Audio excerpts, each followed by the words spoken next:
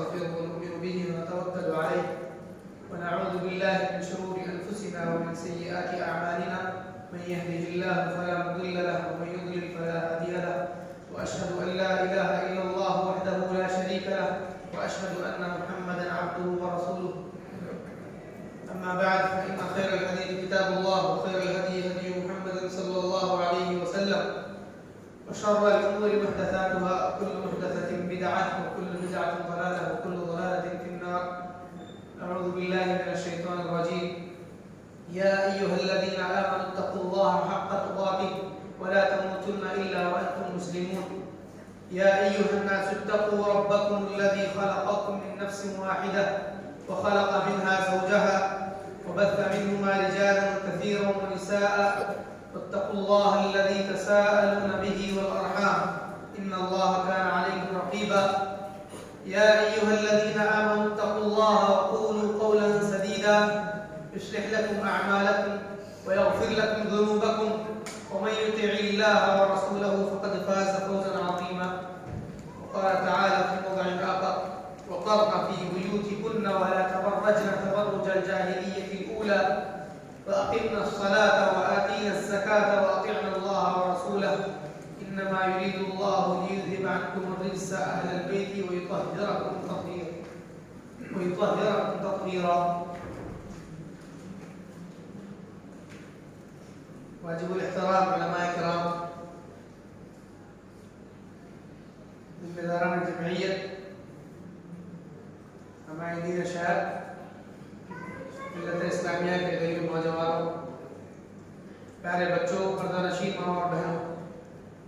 ہر قسم کی حمد و ثنا، تعریف، توصیف، بزرگی اور بڑائی اللہ رب العالمین کے لیے ہے،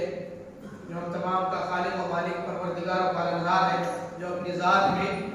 صفات میں بے مثل و بے مثال ہے، اس جیسی کوئی چیز نہیں، لیس کمثلہ شیء وهو السمیع البصیر.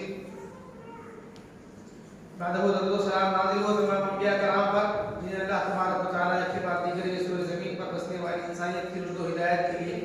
نبی اور رسول بنا کر بھیجتا رہا. اللہ تعالیٰ کی بے پناہ رحمتیں اور برکتیں نازل ہوں بالخصوص ہمارے پیارے پیغمبر خاتم النبیین سید المرسلین امام الانبیاء شافع محشر ساقی کوثر جناب محمد صلی اللہ علیہ وسلم ذات گرامی پر. اللہم صلی وسلم وبارک علی نبینا محمد وعلی آلہ واصحابہ اجمعین. سامعین محترم، جیسا کہ شیخ نے بیان کیا کہ آج کے اس تذکیری پروگرام میں میرا موضوع ہے اصلاح معاشرہ میں خواتین کا کردار. اسلام میں یہ بات مسلم ہے کہ معاشرہ عورت کے بغیر نامکمل ہے. اللہ تبارک و تعالیٰ نے جہاں آدم علیہ السلام کی پیدائش کا ذکر کیا وہیں پر ان کے جوڑے کا بھی ذکر کیا. وہ آیتیں جو ہر خطبہ مسنونہ میں یا خطبہ حاجہ میں یا خطبہ نکاح میں پڑھی جاتی ہیں،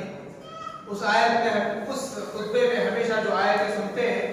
وہاں بھی اللہ تبارک و تعالیٰ نے اس جوڑے کا ذکر کیا کہ یا ایھا الناس اتقوا ربکم الذی خلقکم من نفس واحدہ وخلق منها زوجہا، کہ اے لوگوں اپنے اس رب سے ڈرو جس نے تم کو ایک جان سے پیدا کیا اور اسی سے اس کا جوڑا بنایا. اور اللہ تبارک و تعالیٰ نے اس جوڑے کو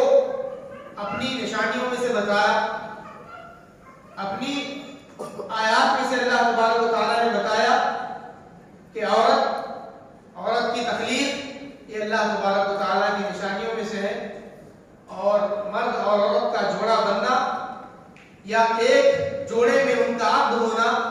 یہ بھی اللہ تبارک و تعالیٰ کی نشانیوں میں سے ہے. اللہ تبارک و تعالیٰ نے اس کو بھی ذکر کیا کہ من آیاتہ ان خلق لکم من انفسکم ازواجا لتسکنوا الیہا وجعل بینکم مودۃ ورحمۃ، کہ اللہ تبارک و تعالیٰ کی نشانیوں میں سے یہ بھی ہے کہ اللہ تبارک و تعالیٰ نے تم میں سے ہی تمہارا جوڑا بنایا تاکہ تم اس کے ذریعے سے سکون حاصل کرو. تو معاشرہ اور سماج بغیر عورت کے نامکمل ہے، اور معاشرے کا سکون بھی ان کے بغیر نامکمل ہے. علامہ اقبال نے کہا تھا کہ وجود زن سے ہے تصویر کائنات میں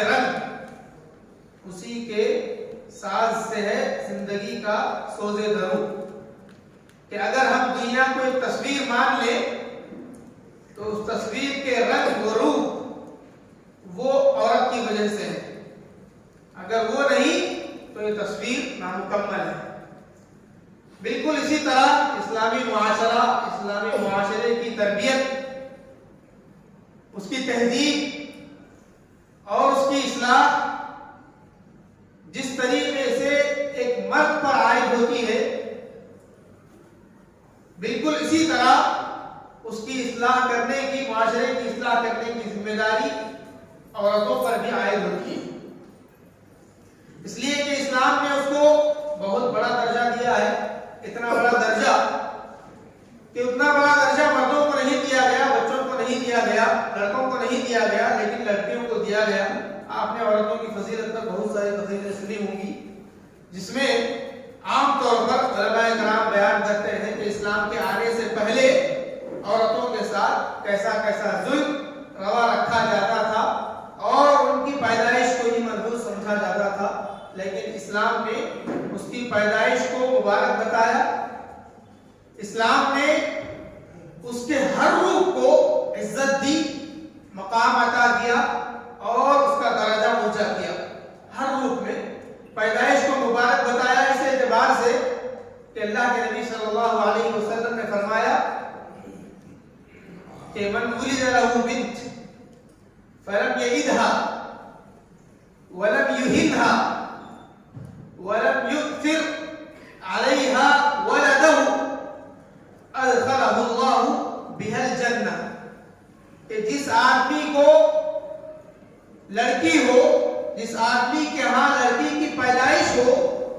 اور وہ اس لڑکی کو زندہ درگور نہ کرے، اس کو ذلیل نہ کرے اور اس بچی پر، اپنے بچے کو ترجیح نہ دے، اس لڑکی پر اپنے لڑکے کو ترجیح نہ دے، تو اللہ تبارک و تعالیٰ اس لڑکی کے ذریعے سے اس کو جنت میں داخل کرے۔ اور اللہ کے نبی صلی اللہ علیہ وسلم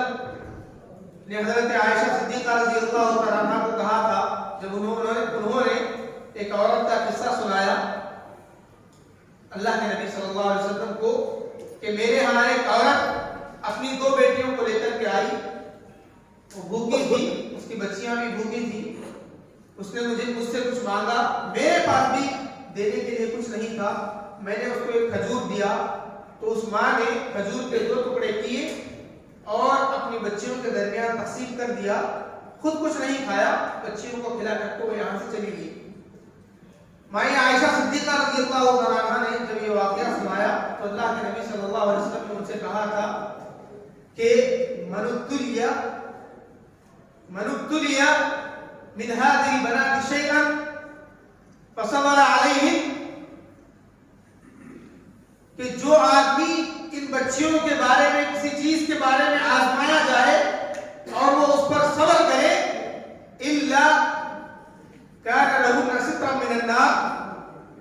تو یہ بچیاں اس کے لیے جہنم سے آڑ بن جائیں گی، جہنم سے اس کے بچاؤ کا ذریعہ بن جائیں گی۔ یعنی کہ بچیوں کی تربیت پر بھی جنت کی خوشخبری دی گئی، اور اگر بچیوں کے معاملے میں اگر کوئی آزمائش آتی ہے، اس پر صبر کرتا ہے آدمی، تو اس پر بھی اس کو جنت کی بشارت دی گئی۔ باقی جتنی باتیں ہیں ماں کے بارے میں، ماں کی فضیلت کے بارے میں آپ نے سنا ہے، بیوی کے بارے میں مشہور حدیث ہے، اللہ کے رسول صلی اللہ علیہ وسلم نے فرمایا کہ ساری دنیا کلھا متاع وخیر متاع الدنیا المرأۃ الصالحہ، کہ دنیا سب کی سب ساز و سامان ہے، سب کا سب ساز و سامان ہے، اور دنیا کا سب سے قیمتی سرمایہ وہ ایک بیوی ہے۔ اور ماں کی صورت میں تو اللہ کے نبی صلی اللہ علیہ وسلم نے فرمایا کہ اپنی ماں کی خدمت کرو، اس کی خدمت میں تمہاری جنت ہے۔ تو اسلام نے عورت کو ہر روپ میں مقام دیا ہے، ہر روپ میں اس کو عزت بخشی ہے، ہر روپ میں اس کو ایک بلند درجہ عطا کیا گیا ہے۔ تو ایسی صورت میں خواتین کی بھی، عورتوں کی بھی ذمہ داری بنتی ہے کہ وہ بھی اپنے مقام کو سمجھیں اور اسلام کے اس دیے گئے مقام کو سمجھتے ہوئے وہ معاشرے کی تشکیل میں، معاشرے کی تربیت میں وہی کردار ادا کریں جو ان سے پہلے بہت ساری خواتین نے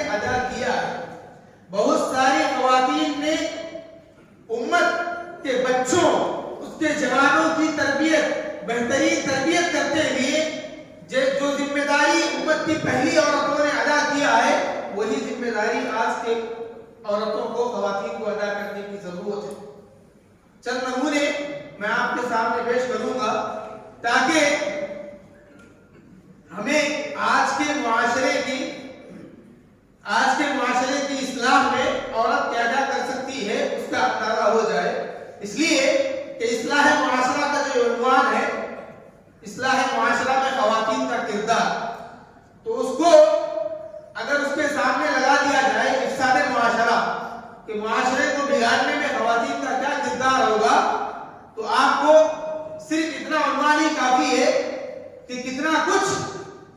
آج عورتوں کے ذریعے سے فتنے میں مبتلا کیا جا رہا ہے۔ امت کے ہر عمر کے آدمی کو، چاہے وہ بچہ ہو یا نوجوان ہو یا شادی شدہ ہو یا بزرگ ہو یا بوڑھا ہو، کوئی بھی ہو، ہر ایک کو آج آزمائش میں مبتلا کیا جا رہا ہے، خواتین کو دکھا کر کے، عورت کو دکھا کر کے۔ وہ ہر صورت میں ایڈس کے ذریعے سے ہو، سیریلز، ٹی وی، سنیما کے ذریعے سے ہو یا پھر معمولی گیم کے ذریعے سے ہی کیوں نہ ہو، لیکن معاشرے کا بگاڑ کے لیے جس چیز کو سب سے زیادہ استعمال کیا جا رہا ہے وہ خاتون ہے۔ اس کو آزادی کے نام پر، اس کو ترقی کے نام پر، اس کو مساوات کے نام پر گھر کے باہر لایا گیا، گھر کے باہر لا کر اس کو کاروبار، بزنس کرنے، تجارت کو فروغ دینے کا ایک ذریعہ بنا دیا گیا، جس کی وجہ سے معاشرہ بگڑ رہا ہے۔ ایسی صورت میں عورتوں کی ذمہ داری بنتی ہے کہ وہ اپنے آپ کو اللہ تبارک و تعالیٰ کی اس آیت، اللہ تبارک و تعالیٰ نے جو اس آیت میں انہیں حکم دیا ہے اس پر اپنے آپ کو اتارنے کی کوشش کریں۔ اللہ تبارک و تعالیٰ امہات المؤمنین، اللہ کے نبی صلی اللہ علیہ وسلم کی ازواج مطہرات کو خطاب کرتے ہوئے کہتے ہیں کہ وَقَرْنَ فِي بُيُوتِكُنَّ، کہ تم اپنے گھروں میں ٹکی رہو، جمی رہو، اپنے گھروں کو لازم پکڑو۔ وَقَرْنَ فِي بُيُوتِكُنَّ، اپنے گھروں کو لازم پکڑو۔ وَلَا تَبَرَّجْنَ تَبَرُّجَ الْجَاهِلِيَّةِ الْأُولَى، اور زمانہ جاہلیت، دور جاہلیت جیسا فیشن اختیار نہ کرو، زینت اختیار نہ کرو، جیسا کہ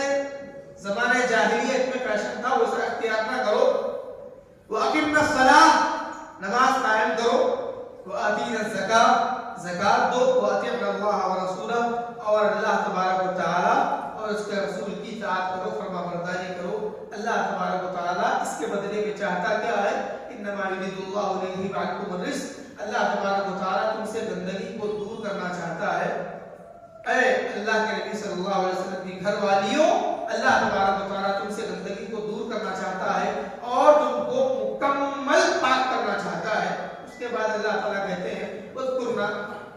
مَا يُتْلَى فِي بُيُوتِكُنَّ مِنْ آيَاتِ اللَّهِ وَالْحِكْمَةِ، تمہارے گھروں میں اللہ تعالیٰ کی کتاب اور حکمت یعنی سنت کی جو باتیں تلاوت کی جا رہی ہیں، پڑھی جا رہی ہیں، تم اس کو یاد کرو۔ یہ تاکیدی حکم اللہ تبارک و تعالیٰ نے اللہ کے نبی صلی اللہ علیہ وسلم کی بیویوں کو، جو کہ امت کی مائیں ہیں، امت کے مومنوں کی مائیں ہیں اور پاک بیویاں جنہیں کہا جاتا ہے، ان کو حکم دیا کہ تم اپنے گھروں کو لازم پکڑو، اپنے گھروں میں ٹکی رہو۔ عورت کی بڑی صفات میں سے، اچھی صفات میں سے، نیک صفات میں سے اسلام اور ایمان کے بعد جو صفت آتی ہے وہ یہی کہ عورت اپنے گھر کو لازم پکڑے۔ عورت کے گھر میں اس کی عزت ہے، عورت کے گھر میں ہی اس کا وقار ہے، اور عورت جتنا اپنے گھر کو لازم پکڑے رہے گی ان احکامات کے ساتھ، وہ اتنا اللہ تبارک و تعالیٰ کے قریب بھی ہوگی۔ یعنی ایک عورت کے لیے سب سے بڑی صفت یہ ہے کہ وہ اسلام والی ہو، ایمان والی ہو اور گھر میں رہنے والی ہو، اور ساتھ میں اپنے عزت و ناموس کی حفاظت کرنے والی، نماز ادا کرنے والی ہو اور روزے رکھنے والی ہو، تلاوت، یہ ساری صفات ہم جانتے ہیں۔ لیکن جو چیز اللہ تبارک و تعالیٰ نے اس کو تاکید حکم دیا، کہا کہ وَقَرْنَ فِي بُيُوتِكُنَّ، اپنے گھروں کو لازم پکڑو۔ وَلَا تَبَرَّجْنَ تَبَرُّجَ الْجَاهِلِيَّةِ الْأُولَى، اور زمانے جاہلیت کے جیسا فیشن یا پھر زینت اختیار نہ کرو۔ یہ اللہ تبارک و تعالیٰ کا تاکید حکم ہے۔ اور معاشرے کی اصلاح میں سب سے پہلا اصول بھی یہی سے شروع ہوتا ہے کہ خواتین کیا کردار ادا کر سکتی ہیں معاشرے کی اصلاح میں، سب سے پہلا یہ ہے کہ وہ خود صالح بنے، وہ خود تقوی اور پرہیزگاری والی بنے، اس کے پاس خود صالحیت ہو، اس کے پاس خود تقوی ہو، تب جا کے وہ معاشرے کی اصلاح میں کوئی کردار ادا کر سکتی ہے۔ علامہ ابن عثیمین رحمہ اللہ کا چھوٹا سا کتابچہ ہے کہ اصلاح معاشرہ میں خواتین کا کردار، وہ مختصر سی تمہید کے بعد معاشرے کی اصلاح میں خاتون کیا کردار ادا کر سکتی ہے، اس کے لیے اس میں ضروری اوصاف، ضروری صفات کیا ہے، اس میں وہ سب سے پہلے اسی چیز کو لاتے ہیں کہ معاشرے کی اصلاح کے لیے خاتون کے لیے سب سے ضروری ہے کہ وہ خود صلاح اور تقوی والی ہو، وہ خود نیک ہو، وہ خود پرہیزگاری والی ہو، اس کے پاس خود جو ہے تقوی اور پرہیزگاری ہو، تب جا کے وہ اصلاح کر سکتی ہے۔ دوسری صفت جس کی سب سے زیادہ ضرورت ہے وہ ہے دین کا علم، تھوڑا بہت دین کا علم اور عربی ادب گرامر کا تھوڑا بہت علم، جو اس کو دین سمجھنے میں معاون ہو، دین کی باتیں سمجھنے میں جو اس کو اس کا جو ہے وہ معاون ہو، ایسا علم، ایسا بنیادی علم اس کے پاس ہو۔ اب یہ دونوں چیزیں اس کی پرہیزگاری، عورت کا تقوی اور علم، یہ دونوں چیزیں ان کو حاصل کرے گی، اس کے بعد وہ معاشرے کی اصلاح میں کوئی کارنامہ انجام دے سکتی ہے، کوئی کردار ادا کر سکتی ہے۔ تیسری چیز جو انہوں نے ذکر کی ہے وہ ہے حکمت، اس کے پاس حکمت ہو کہ کب وہ کیا بیان کرے، کب وہ کس کو کیا دعوت دے، کب کس کی کیسے اصلاح کرے، اور اس یعنی حکمت اور دانائی کا وہ دامن نہ چھوڑے، بلکہ حکمت کے ذریعے سے وہ اصلاح کا کام کرے، دعوت کا کام کرے۔ یہ بہت ضروری ہے، جو کہ اللہ کے نبی صلی اللہ علیہ وسلم نے اپنی کئی احادیث میں بیان کیا ہے، اور اس کے لیے بہت سارے واقعات کی مثال ہے۔ جیسے اللہ کے نبی صلی اللہ علیہ وسلم کے زمانے میں ایک آدمی آ کر مسجد میں پیشاب کرنے لگتا ہے، تو اللہ کے نبی صلی اللہ علیہ وسلم نے اس کے ساتھ کیسے ڈیل کیا، آپ نے اس کو کیسے سمجھایا۔ واقعہ مشہور ہے کہ اللہ کے نبی صلی اللہ علیہ وسلم مجلس میں بیٹھے تھے، ایک اعرابی آیا اور آ کر پیشاب کرنے لگا، صحابہ کرام اس کے اوپر غصہ کرنے لگے، تو اللہ کے نبی صلی اللہ علیہ وسلم نے منع کیا کہ اس کو چھوڑ دو اس کے حال پر۔ پھر اس کے بعد جب وہ اپنے پیشاب سے فارغ ہو گیا تو اللہ کے نبی صلی اللہ علیہ وسلم نے صحابہ کرام کو کہا کہ ایک بکیٹ پانی لا کر، ایک گل پانی لا کر اس پر بہا دو، اس کو صاف کر دو۔ پھر اس کو بلا کر کے سمجھایا کہ مسجد اللہ تبارک و تعالیٰ کی عبادت کی جگہ ہے، یہاں پر پیشاب نہیں کرنا چاہیے۔ اللہ کے نبی صلی اللہ علیہ وسلم کی یہ حکمت تھی جو آپ نے اس کے ساتھ اپنائی، جس کی وجہ سے بہت سارے فائدے ہوئے کہ مسجد گندی ہونے سے بچ گئی، اور اسی طریقے سے اس کا یعنی کہ سطر بھی چھپ گیا، اور اس کو جو تکلیف ہو سکتی تھی لوگوں کے روکنے کی وجہ سے، غصہ کرنے کی وجہ سے، اس سے بھی وہ آدمی بچ گیا۔ یہ حکمت اللہ کے نبی صلی اللہ علیہ وسلم نے سکھائی۔ اسی طریقے سے وہ آدمی جو اللہ کے نبی صلی اللہ علیہ وسلم کے پاس آیا اور آ کر کے کہا کہ اللہ کے نبی صلی اللہ علیہ وسلم مجھے پاک کر دیجئے، مجھے پاک کر دیجئے اس لیے کہ میں نے روزے میں گناہ کیا ہے، تو اللہ کے نبی صلی اللہ علیہ وسلم نے اسے بھی حکمت کے انداز میں سمجھایا کہ کیا تمہارے پاس اس بات کی طاقت ہے کہ تم 60 مسکینوں کو کھانا کھلاؤ؟ تو اس نے کہا کہ نہیں۔ اس کے بعد اللہ کے نبی صلی اللہ علیہ وسلم نے پوچھا کہ کیا تمہارے پاس اس بات کی طاقت ہے کہ تم ایک غلام کو آزاد کرو؟ اس نے کہا کہ نہیں۔ پھر کہا کہ کیا تم 2 مہینے روزہ رکھ سکتے ہو؟ اس نے کہا کہ اللہ کے نبی صلی اللہ علیہ وسلم ایک روزے میں صبر نہیں کر سکا، جس کی وجہ سے مجھ سے گناہ سرزد ہو گیا، تو میں 2 مہینے کے کیسے روزہ رکھ سکتا ہوں؟ اس کے بعد اللہ کے نبی صلی اللہ علیہ وسلم کے پاس صدقہ آیا، کھجور کی ٹوکری آئی، تو اللہ کے نبی صلی اللہ علیہ وسلم نے کہا کہ یہی لے جاؤ، لے جا کر کے صدقہ کرو۔ اور اللہ کے نبی صلی اللہ علیہ وسلم نے اس کے ساتھ جو سٹیجز،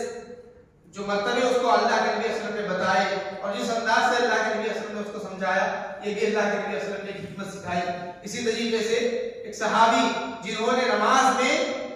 انہیں چھینک آ گئی، انہوں نے الحمدللہ کہا، تو اس کے مقابلے میں ایک صحابی نے رحمت اللہ بھی کہا، تو اللہ کے نبی دوسرے صحابہ نے ان کے اوپر غصہ کیا کہ تم نماز میں کیسے رحمت اللہ کہہ سکتے ہو، تم کیسے الحمدللہ کہہ سکتے ہو؟ صحابہ کرام نے غصہ کیا، لیکن اللہ کے نبی صلی اللہ علیہ وسلم نے نماز کے بعد ان کو بلا کر کے کہا کہ یہ نماز اللہ تبارک و تعالیٰ کے ذکر کے لیے ہے، اللہ تبارک و تعالیٰ کی عبادت کے لیے ہے، نماز میں خشوع خضوع اختیار کرو، نماز میں چھینک کا جواب نہ دو۔ صحابی کہتے ہیں کہ میں نے اللہ کے نبی صلی اللہ علیہ وسلم سے بھی زیادہ بہترین معلم میں نے کسی کو نہیں دیکھا۔ تو یہ حکمت، دانائی اور دین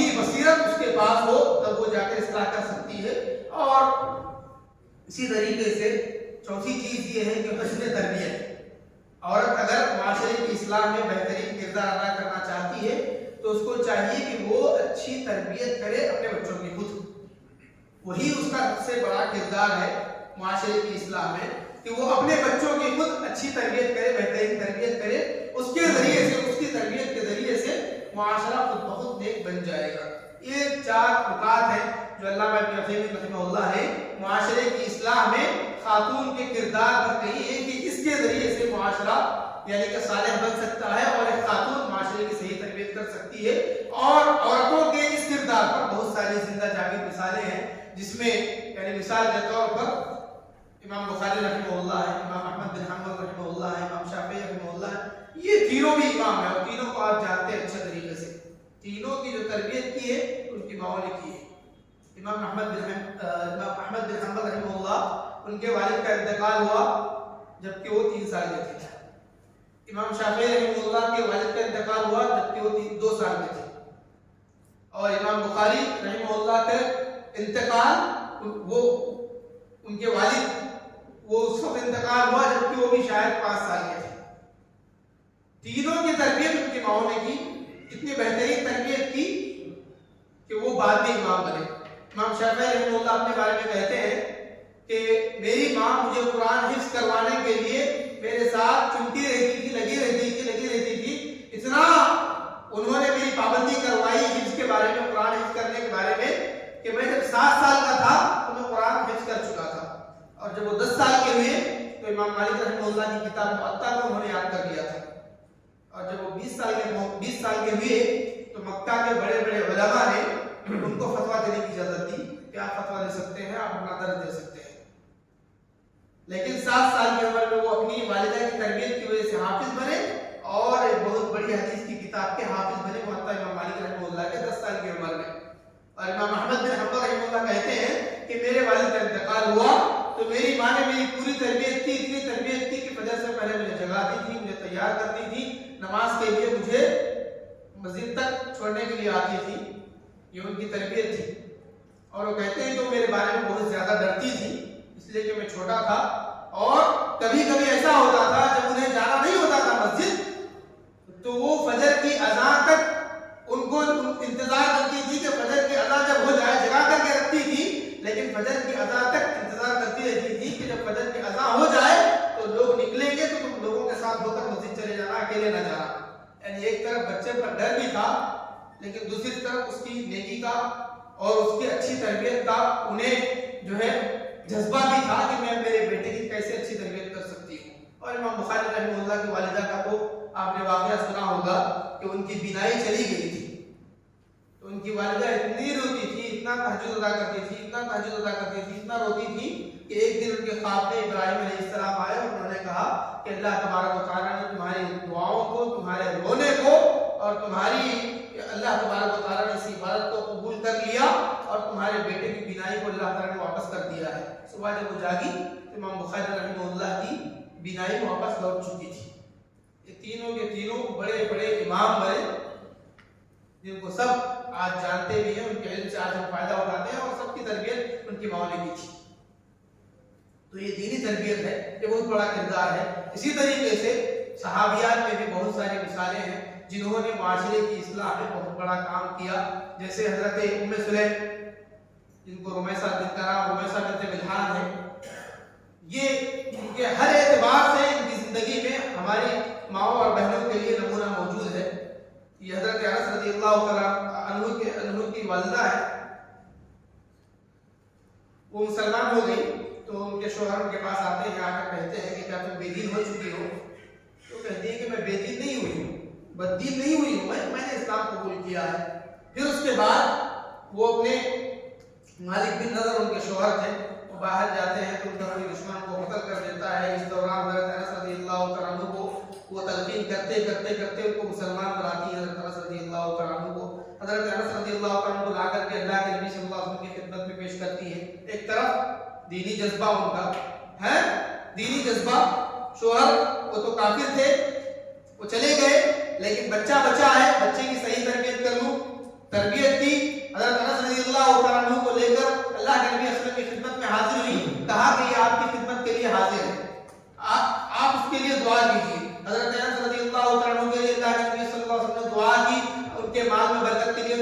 برکت کے لیے اور ان کی زندگی میں برکت کے لیے، اور برکتیں ہو گئی۔ اس کے بعد انہیں حضرت ابو طلحہ پیغام بھیجتے ہیں کہ میں آپ سے شادی کرنا چاہتا ہوں۔ تو سلیم ان سے کہتی ہے کہ میں تم سے کیسے شادی کر سکتی ہوں جبکہ تم ایک لکڑی کی عبادت کرتے ہو، تمہارے پاس لکڑی کے سوا کچھ نہیں ہے۔ تو ابو طلحہ یہ سمجھتے ہیں اپنے ذہن میں کہ ان کو سونا چاندی چاہیے، اس لیے کہہ رہی ہے کہ تمہارے پاس لکڑی کے سوا کچھ نہیں ہے، تم لکڑی کی عبادت کرتے ہو۔ تو وہ جا کر کہتے ہیں کہ میں تمہیں سونا چاندی دوں گا، اس کے بدلے میں ہی شادی کروں گا۔ تو سلیم کہتی ہے کہ میں تم سے سونا چاندی نہیں چاہتی، تم اچھے انسان ہو، تمہارا رشتہ رد نہیں کیا جا سکتا ہے، لیکن میں مسلمان ہوں، تم کافر ہو، اس حالت میں میرا تم سے نکاح نہیں ہو سکتا ہے، تم مسلمان ہو جاؤ اور تمہارا اسلام ہی میرا مہر ہوگا۔